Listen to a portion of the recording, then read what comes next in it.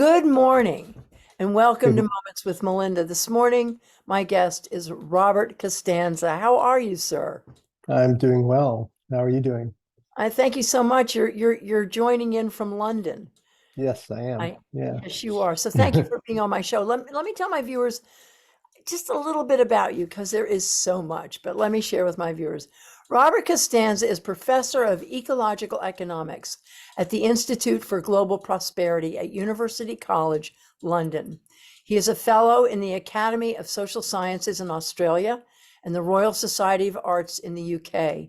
He is an overseas expert in the Chinese Academy of Science and currently a senior fellow at the Stockholm Resilience Center in Stockholm, Sweden, an affiliate fellow at the Gund Institute at the University of Vermont, and a Datao Master of Ecological Economics at the Datao Masters Academy in Shanghai, China, and is an honorary professor at Australian National University. Does that sound about right? Yeah, that's enough. It's a small piece of who you are and what you've done. And I in my research of you, Bob, I just got exhausted. So I don't know how you do all you do, but the list goes on and on about all your accomplishments. I could say the same about you. Oh, thank you. So I'm going to start with my viewers to understand that it is written that you are a global pioneer of transdisciplinary research at the complex intersection of dynamic human economic and social systems and stressed ecosystems that is informing new models of and pathways to sustainable prosperity. Now, in layman's terms, can you explain to my viewers your life's journey through your Mm. work and what it is you hope to change in the human dynamic to save our species? Yeah. Okay, I'll try. Maybe I'll go back to my my PhD work, which was in systems ecology. I studied with H.T. Odom at the University of Florida, and so the idea there was to look at the whole system, not just the pieces, but how all the pieces, fit together and how they behave, over time. What's the dynamic interactions among all of those systems? I think we don't spend enough time thinking in that way about our complex world, and that that led to trying to incorporate economics and how the economic system functions, into the whole picture. So it's not just the market. It's really the economy embedded within society, embedded within the rest of nature, and understanding that it's the rest of nature. We're part of nature as well. It's not humans and nature. It's us and all the other parts of the system. So I think that's a needed perspective if we're really going to create a sustainable and desirable future, which I think is what we're all trying to do. We want to create a better world where we can provide well-being, sustainable well-being for at least the majority, if not all of the people on the planet. So to do that, we have to understand how that system works, and we also have to understand how to transform, from where we are into this better world. So that's been my my quest, I guess, over that time. And as you know, I spent 8 years there at the University of Vermont, and we started the Gund Institute there back in 2002 as a way to pursue that broader agenda. And the whole field of ecological economics is really about that. How do we understand the whole system? It's a transdisciplinary approach, and I don't think we'll really be able to solve these problems from the perspective of any one academic discipline, because those are usually too narrow in their perspectives. They're not putting the whole system together. And I think there's been, yeah, go It's ahead. all interconnected, right? Yeah, it's all connected. That is the basic principle of economics. But I think it needs to be taken much more seriously, particularly now in the Anthropocene epoch, that we're currently in, where we know that our impacts on our ecological life support system and our impacts on our social life support system are also being threatened. So we're facing many crises going forward, and we are approaching several tipping points, both on the biophysical side, but also hopefully on the social side. If we really want to solve these problems, I think we have to really make the kind of transformational changes that are needed. Well, we're going to get into that in my interview because unfortunately, I may not be as optimistic as you are. Now, we both are the same age. We were born in the same year. We were actually born in the same state. But that's about all we have in common. But we did work together a little bit at the Gund Institute, and I'll get into that in a little later on the Yeah. local economy. Now, you have co-authored over 600 scientific papers and 28 books, and your work has been cited more than 130,000 times in Google Scholar. You've been interviewed more than 350 times, and here I am, your 351st interview, of which I'm very, very honored to have the opportunity to spend some time with you, Bob. Now, I want to focus on who you are. I mean, who is Bob Costanza, and what brought you to your extraordinary life's work, bringing together the power of economics to support the future of our species? Talk to us a little bit about that and share a little bit about your childhood. Okay. Well, I was born in a little town. I was born in Pittsburgh, actually, Pennsylvania, at Allegheny General Hospital. But the town I spent my first 7 years in was kind of an infamous little town in Pennsylvania called Donora, Pennsylvania. And 2 years before I was born, they had this smog incident where there was a temperature inversion in this, a little river valley steel mill town. And they had a temperature inversion that lasted for a week, and the steel mill just kept pumping stuff, out into the valley and filled it up with smog. And that smog incident caused 20 immediate deaths and several deaths afterwards. And my mother had a miscarriage as a result of that incident. And I think it was one of the first sort of fatal air pollution incidents in the world. And that was followed by similar incidents in London in 1952 and LA, the famous LA smog. And I think all of those together led to eventually the Clean Air Act and the creation of EPA and et cetera, and the environmental movement. But it was the recognition that this sort of rapid progress and focus on industrial production and growth had some significant side effects, negative side effects that needed to be addressed if we really wanted to create a better world. So another result of that incident was they closed down the steel mill eventually, and my father and family and we all moved to South Florida, where the air was cleaner, and I grew up mainly in South Florida, and eventually went to school at the University of Florida. Right. Yeah. Well, I was raised right next to the Bethlehem steel mills. Okay. So we And even more in common. Yeah. and I carry that, in my lungs. I mean, it's there when you're raised. Yeah. And Did you ever read Deborah Davis's book, When Smoke Ran Like Water? I have not, but I Yeah, will you should take a look at that one. It's a good history of the Donora incident and some of the other ones I was talking about and the repercussions of that.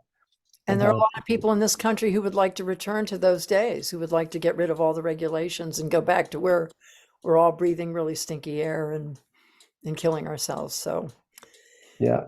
And go ahead. No, go ahead. Next question. Well, your childhood is really important, and that's now I'm not so sure how clean Florida is. I think coming to Vermont was probably a good thing for you to do because Vermont's air still is pretty pure, wouldn't you say? Yeah, no, I really loved my time in Vermont. It's a beautiful state. Yeah. And we do miss you. Especially those long winters, with snow up to the Well, I love that. I'm a big winter person, but anyway. Yeah. And back in the days in Pennsylvania, I remember 6-foot snowstorms and 5-foot snowstorms that we used to have back in the day when we don't have those anymore. So at what point in your life, Bob, did you realize that the power of the purse had the ability to wake up humans to save their planet? I mean, that connection between the economy and the planet and humans' well-being. Well, again, I'll go back to my PhD days because I think that opened my eyes to how these things were all connected, and you know that economics does control a lot of the decision making that goes on at many different scales. My PhD research had to do with land use changes and land use planning, and what happened to South Florida, historically over time, and how that whole sort of development pattern was going on, and what was driving it, and obviously was not driving it in a direction that maximized the quality of life for the population. Was driving it in a direction that maximized, the profits of developers and other feedbacks like that. So, if you want to change those kinds of systems, you have to understand, how they work and where the leverage points are. And that was what I've been trying to do since then. That's been your life's work. Yeah. So you're an intellectual and in many ways a researcher and a scientist, but politically, if we can't change our world politically, that makes things a lot harder, wouldn't you say? Well, I think like I was getting at, it's all part of this larger system, and how we govern ourselves is a huge, controlling factor. So how do we make decisions, as groups at multiple scales, from families to companies to countries, to the whole planet. So the process of decision making, I think, is a key part of it, and governance in general. And I think democracy is a great idea, and we ought to try it. So how do we actually get a truly democratic governance system? Because I think currently in the United States and many other countries that call themselves democracies, they're not really democracies. I mean, they're plutocracies and various versions that are controlled by special interests, not by the will of the people. And I think that as part of that process, that there's an effort to divide and conquer rather than to build a shared vision. And I think that's what we're seeing. So how do we build, a strong and a true democracy? Vermont, I think, has some interesting examples. The Vermont town meeting as a sort of direct democracy kind of thing is one example that we could potentially build on. But I think we need to do something quite different and more innovative with our governance institutions. And I think people are beginning to realize that the current system is really not working, is not leading to a better life for most people. And that is a huge problem, but it's also an opportunity.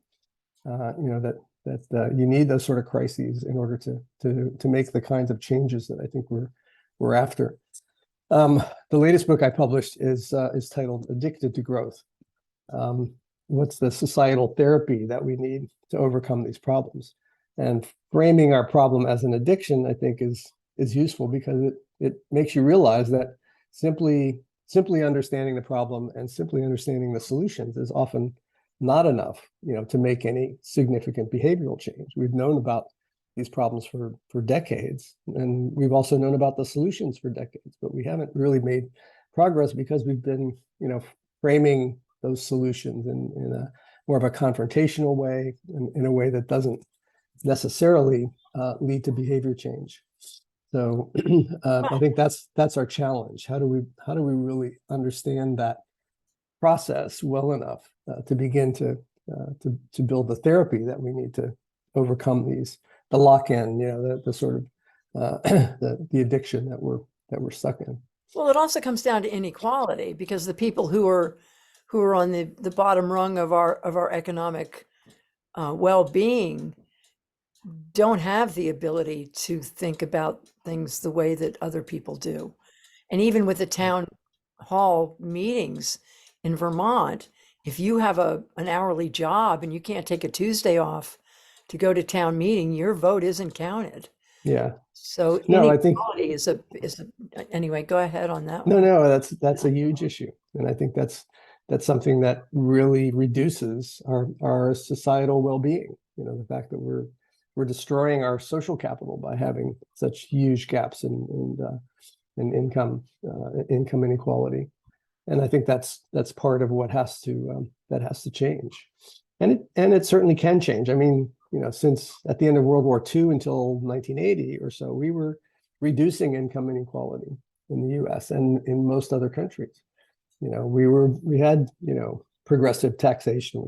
We were building the welfare state, and it was only after the sort of Reagan Thatcher neoliberal changes that started going back in the opposite direction. And so it means that we do know how to solve the problems, but it's going to take a different political agenda, and I think that's got to be forced by a large civil society movement, Well, or and movement of movements. I mean, it's going to take the coming together of many of the movements that are out there today for climate justice and social justice and et cetera.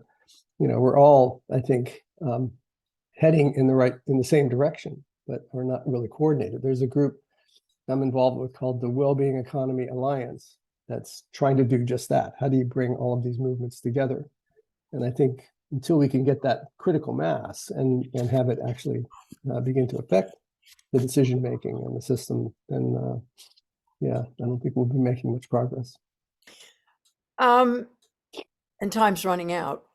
So can you talk to my viewers a bit about some of the solutions that you have uncovered, whereby the way that we look at our work and our economic well-being can and must consider the planet? Yeah. Well, I think one of the key things is to first recognize that we have to change our fundamental goals for economies, for societies. I mean, part of the problem is that conventional economics and politics, is focused on GDP growth as being the solution to all problems. And if economies stop growing in GDP terms, then it's a disaster. And in fact, we know that that's not the case.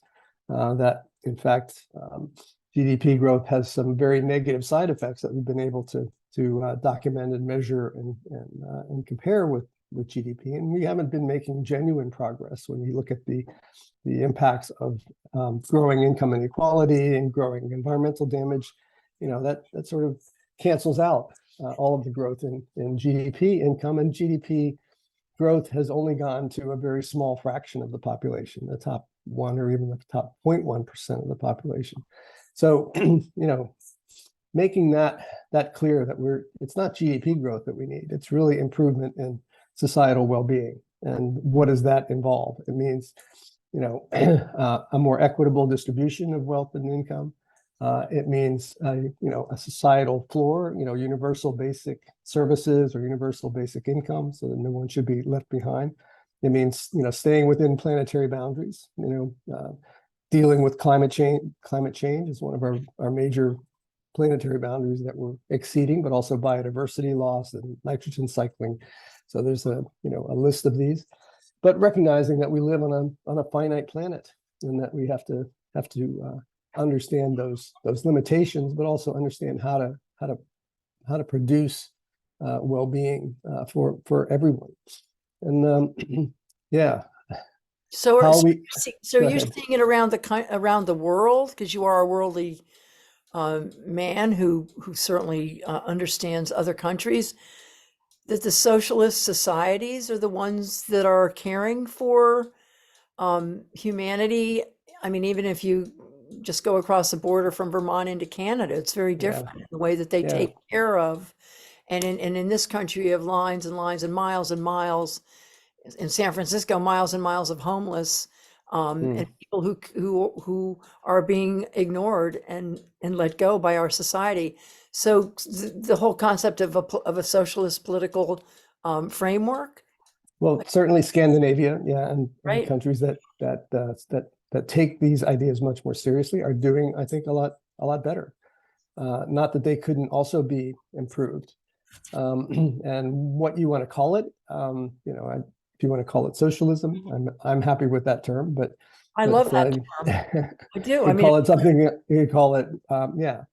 But I think. But what you're saying, Bob, is that when we lift society up, the planet has a time to heal. When Yeah. people are struggling and they're suffering, they can't think about the things that we need to think about in order to save our species. When Right. she's, yeah. Yeah, and well, we need to take society and we need to take the rest of nature into account. So I think it could be, ecoism as well, or whole systemism. I actually like the Swedish term lagom, which means just enough.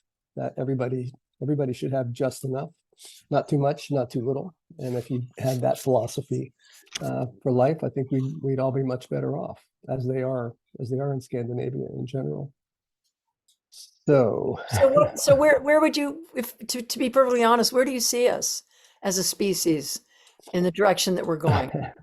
well, I think we're at a critical juncture. I mean, I think historically civilizations collapse and have collapsed, and so I think there's certainly a good likelihood that this civilization can follow along, unless we can do something differently. And I think we certainly have the tools now to be able to see the future much better than these historical societies have been able to. And we can also see the possibilities much better than historical societies had been able to. So whether we can use that information in new ways to prevent the collapse and to make a smoother transition into a steady state, sort of sustainable and desirable future, I think that's the challenge, and I think that's what we have to work toward. Do you feel that the younger are hope? Because our generation, I mean, I'm the 60s generation, civil rights, human rights, women's rights, disability rights, racial rights. We were all about that. Earth Day was our generation, but we failed. We failed. Um, other generations that have come after us, and I feel like some of the future, the hope for the future for humanity, is embedded in our youth. Would you agree with that? Well, certainly, as it always has been. And I think not pitting one generation against others, but I think we all need to work toward a better future. Us oldsters to leave a better legacy, but it's for who? For the younger generation. So Do you I think believe it's we've in I done think that? it's in all of our interests. Sorry. Do you believe we've done that? Um, Not very No, effectively, we no. haven't. I feel like we've failed. So I wanted to, But that's not a reason to give up, no, or of or course to it's or not. to harp on the remaining problems. I think the issue is how do you make progress, and how do we overcome the barriers that we're still facing. Right. So it's easy to get it's easy to give up, Well, but I will never give up, but I personally, when I'm doing lectures, I always somewhat apologize for the fact that we did try, and somehow we didn't do enough, and here we are, where we are today as a species. So why are Mhm. humans so reluctant to move in directions that are in their best interest and in the best interest for the children's children? It really does come down to economics. And so often it's the money that stands in the way of progress. Talk to us about that.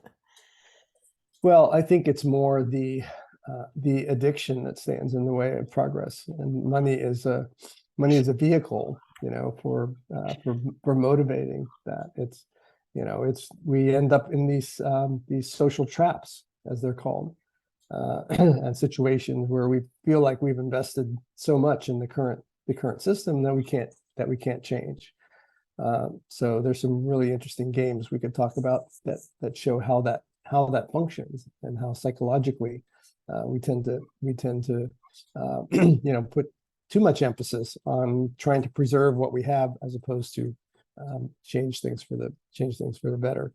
So I think it's a psychological issue with the way humans behave, but I think it's also something that can be overcome with the right therapy. So, So who provides that therapy? well, I think it's a societal problem, and I think that therapy has to come from at least parts of society.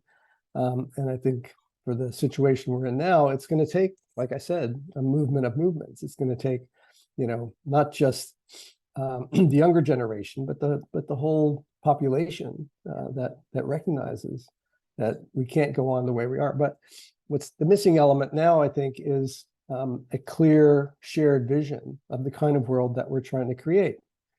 People don't have that shared vision. They don't see what's possible.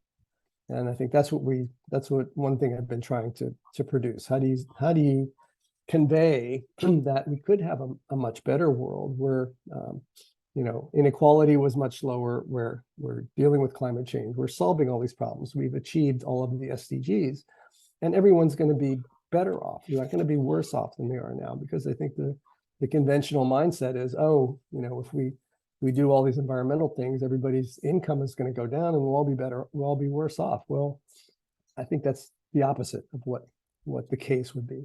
Well, for the majority of people, and even for rich people, chasing their peers and trying to keep up with, the other billionaires does not make people particularly happy.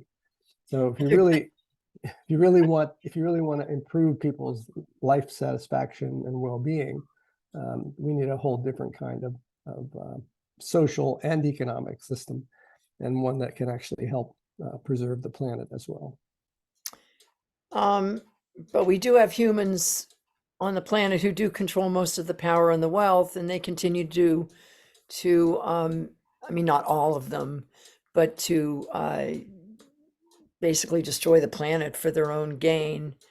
And in a world, that's part of the addiction. It's it's a narrow subset that's being positively reinforced by the current system and doesn't want that system to change, even if it does lead to the long-term destruction of the system. So yeah, those are the forces that we need to deal with. Yeah. We have to deal with it in a world where democracy is being attacked, and especially in this country. Mm-hmm. I mean, thank heavens for the Supreme Court's decision yesterday. But our democracy is being attacked, and fascism is taking hold. And how do we create anything like a shared vision when those who have the wealth want to keep control of humanity's future? I mean, it has to come down to the people rising up, yeah, and making that change. And unfortunately, or fortunately, humans will do that, right? Do you they believe will, and they have in the past risen up and challenged the regimes that were suppressing them.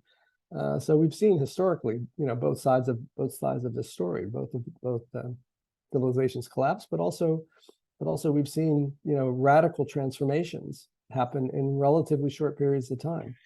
So it's not like it's impossible. And I think we are, in a period when there are so many, converging crises that, in a sense, it opens an opportunity. It opens the door for significant changes like we're talking about. And in fact, you could argue that, you don't really have a chance to make those changes until some major crises, have made it a possibility. So, if the smoke in New York City and Vermont remains in the air for long enough, and we begin to see, the implications of the loss of our democratic institutions, I think things can turn around and relatively quickly. So, relatively quickly? I'm hearing that from the mind of Bob Costanza. That relatively. So your hope for the future. So tell me, your hope for the future of our species. Give us something positive to think about as we're joking on the air. Yeah. From your brilliant mind, what hope do you have for the species? No, I think there is a positive vision that's possible. I didn't say it's inevitable. It certainly is equally likely, if not more likely, that the collapse scenario would happen. But I think it's our challenge, it's our opportunity to go in the other direction, and to say, let's create this better world for ourselves, for our children, etc. And I think getting that message out, getting that hopeful message out, can motivate a large enough fraction of the population to really make these changes happen. How do we get that message out? That I leave to you, Melinda. Well, I'm leaving it to you because your book, Addicted to Growth, Society, Therapy for a Sustainable Well-Being Future. And this is your book that you just released. Yes. Yeah. And it's available in local bookstores. And so I want Okay. to encourage my viewers to pick up a copy of Robert Costanza's new book.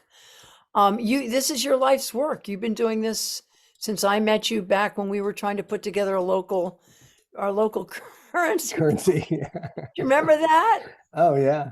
That was Burlington bread. Burlington bread, man. I mean, I still have a few in my drawer. Yeah, And me too. what a novel. And it ended up morphing into a VBS project of the barter system, Mhm. where they created this, local, and all these businesses now through VBS are basically bartering their services and stuff. So Okay. So it did create some really good stuff. And I think Vermont's kind of leading the way on a lot of this stuff, would you say? Oh, for sure. Yeah, Definitely. we are. So what is your next project? Do you have anything that you're working on, or you're just taking your book around and doing book reading? Several things. I was actually at a conference at the European Parliament several weeks ago on Beyond Growth. So they are actually talking about this, in the European Parliament, and the president of the commission was there and gave a nice speech about the limits to growth and how we need to move beyond GDP so I think there is some progress being made. I think we need several things. One is an alternative to GDP, that we can use to monitor and measure our progress toward this better system. And actually, we did a class last term where we had the students go and look for all of the alternatives to GDP that have been proposed, and they found 350 so far. So it's not like people haven't been thinking about this, for a while and more intensively. But in fact, that's part of the problem. There's so many different alternatives that nobody knows, which ones to use. So I think the next stage is to try to build a broader consensus about what the alternative, measures of progress should be.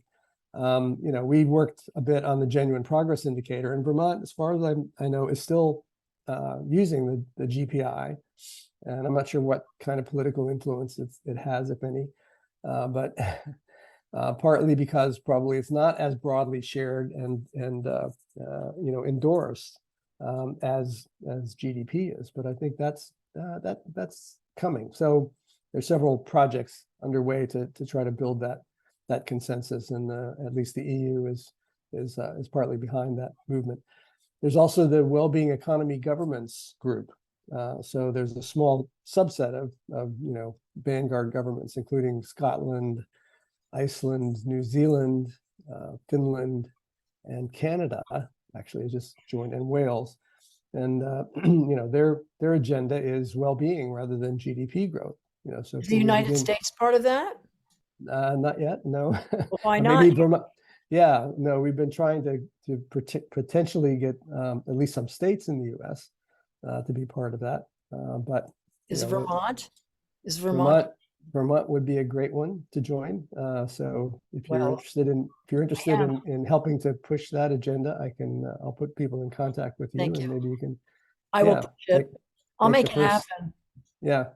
So that would be good. A well-being economy government in Vermont. New Zealand has gotten a lot of traction on that and created the first, well-being budget for the country. Take a look at Nicola Sturgeon, the first minister of Scotland, has a really good TED talk about this that I recommend people taking a look at. But of course, like any of these things, I mean, she recently stepped down as first minister. Jacinda Ardern, I think, has stepped down as prime minister of New Zealand. I think she's going to be a professor at Harvard, actually, I think now.